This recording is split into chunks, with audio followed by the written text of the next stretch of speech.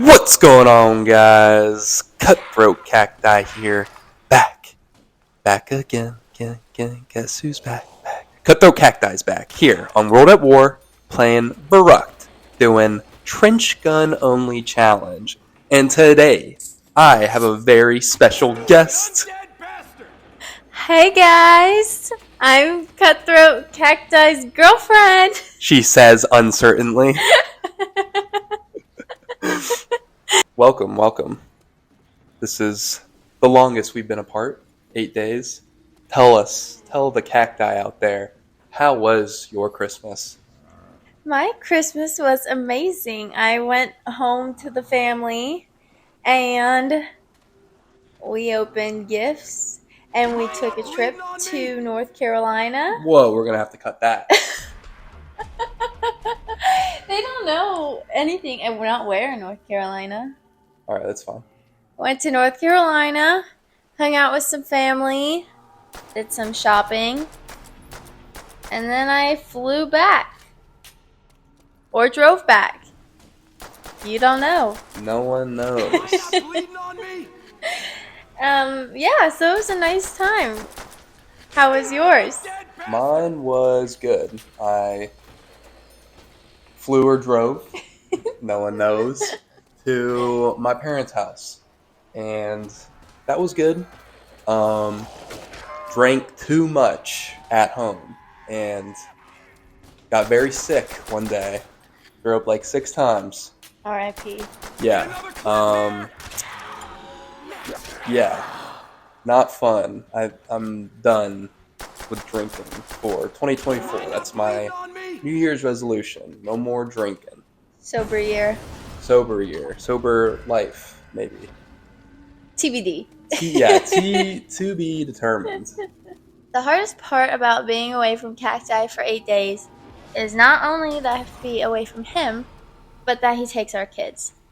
And by our kids, I mean our dog and our cat. Actually, he didn't take the cat. The cat stayed here, and I watched her on the furbo. But he takes the dog. Yeah, and well, what's funny is, Buddy Boy, his name's Tank. He was originally just mine, before the wifey came into the picture. It was just me and Buddy Boy, best friends, 2 best friends in the whole wide world, until she came into our life, and I've pretty much been chopped liver ever since. So when she leaves, Buddy is sad.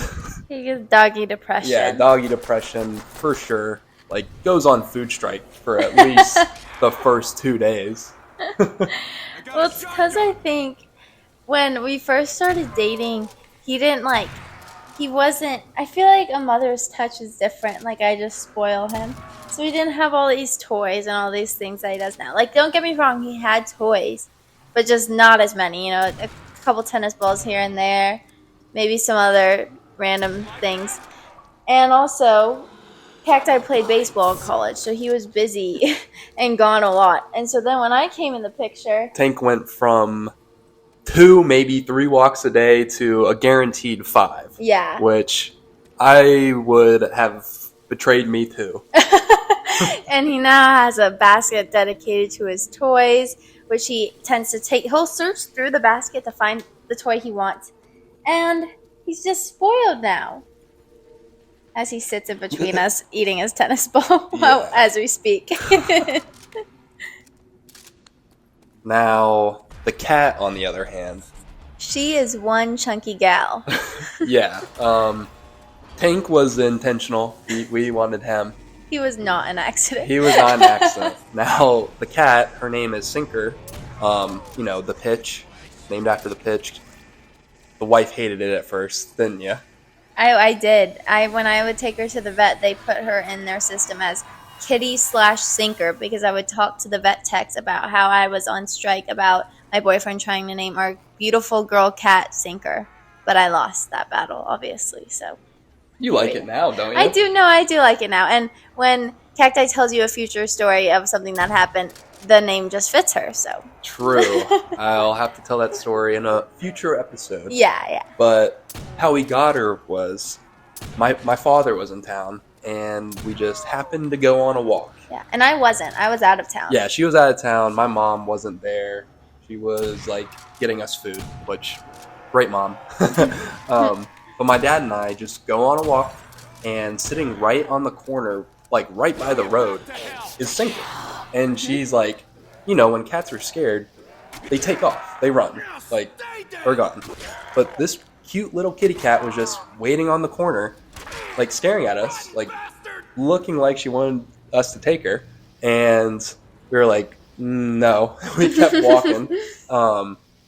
We continued on with our walk, and we were like, all right, if she's there on the way back, like we kind of have to. Guess we'll take her. Yeah, like we kind of have to. We can't just leave a little kitten. Like she was tiny. She could fit in the palm of my hand at that time. So skinny. Yeah, so skinny. So we go on the walk. We come back. Sure enough, she's right there. Tank goes up and licks her. And so I was like, all right. So I scooped her up. She was so tiny, just the palm of my hand. Poor girl had fleas, worms. I think she weighed 2 pounds. Yeah, if that. Like she was skin and bones. And then now she is fat. She's a chunky girl because I have a problem saying no to the kids. So I would buy her a lot of wet food, and Cacti said, stop, you can't be giving her all this wet food. She's going to get fat. So then I started like secretly giving it to her. Like when he was gone, I would give her a can here and there. And also probably too many treats. And now I think she weighs like almost 9 pounds probably. She's huge. Yeah. But might think, 9 pounds isn't that bad for a cat. But no, her face is way too small compared to the rest of her body. And she's only, we only got her a year ago, a little more than a year ago. Yeah, she's not even a year and a half. I think they said like 8 weeks when we found her. Yeah. If that. Yeah, she had all the things too. It was bad. So many fleas. Like when Cacti first found her, he was giving her like a bath, and like the fleas were all over the bath, like washing her with Dove's or Dawn soap. That's what they say to do. And yeah, it was bad. But she's one healthy girl now. She knows true hunger, so you really can't blame her for loving food. I mean, anytime cutthroat girlfriend is eating food, she runs over. And like, she knows better than to fuck with me. Oh yeah, she will not mess with his food. But if I am eating, especially breakfast, like she really likes eggs, and also I'll have like charcuterie stuff for lunch sometimes, and she likes the cheese. And she will just jump right up on the counter and like she'll lick plates. Like our dog Tank doesn't even do that. But she does. She will never be hungry again. No, she won't. So good for her. Yeah, honestly, I'd do the same. So. Speaking of food, tell the cacti out there what we had today. Oh, okay. I actually forgot the name. Oh, no. What's it called again? Beef tenderloin. I mean, it's a beef tenderloin. Anyways, I went to the fresh market. Yeah, we can say that. Okay. And got a beef tenderloin. And little did I know, like, Cacti was like, oh, it's so good. It's like basically kind of like filet. Like, I don't think I've ever had beef tenderloin before. And so I'm about to buy it, and I'm like, $27. Like, that's not bad. Like, what? I was like, what was he talking about? Expensive. And then I like squint my eyes a little, and it's like 27 per pound. And I was like, holy crap. I was like, oh no. So, anyways, it ended up being 6.35 pounds of beef tenderloin. 170 bones. For it. But totally worth it. We got home, and Cacti had a recipe. Yeah, from his dad. Roast beef seasoning mix. It had paprika, garlic, onion, kosher salt, black pepper. Garlic powder, onion powder, maybe? Yeah, garlic powder, onion powder. Thyme, and rosemary, and then just mix it all up. You pat down the beef tenderloin with a paper towel so it's not all gross on the outside, and then you get olive oil and you rub her down. You rub her down, and then you get the seasoning mix, and then you rub her down again. And then you put it in the oven at 500 for 30 minutes. And then you open the oven after 30 minutes and set off your apartment smoke alarms. Yes, that did happen, which Tank was not too happy about. No, he hates it. I was like opening the front door trying to air it out, and he was ready to beeline it out of here. And I was like, no, not so Yeah, fast. he was ready to get out of here, and I don't blame him because that shit It's is so loud. loud. Yeah. But 500 for 30 minutes, and then 325 for probably like another 30 minutes. Yeah, I would say it ended up being 30 minutes. We did 10 minutes, and then we cut it, and it was like still super rare inside. Mm-hmm. And then we did Another did 10? it 24 minutes. Oh, yeah. We did it for another 24 minutes. Still, No. we could have eaten it, but it was still Yeah. pretty rare. Too rare for our liking. If you like medium rare steak, then it probably would have been good for you there. Yeah, and then another 10 minutes, and then honestly, it was still like little. There was still a little pink. Yeah, I think letting it sit for 10 minutes after.